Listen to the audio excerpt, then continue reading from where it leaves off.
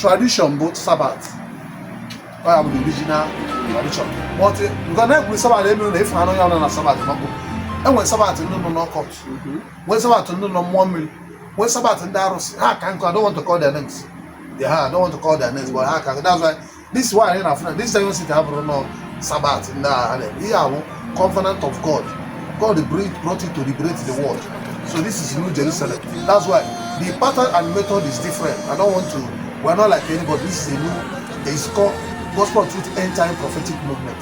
So God brings it to liberate the world. That is it.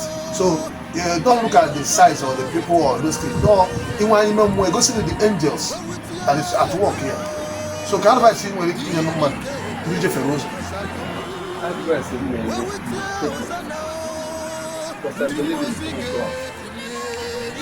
Sometimes they will have to do here and Malaman carpets.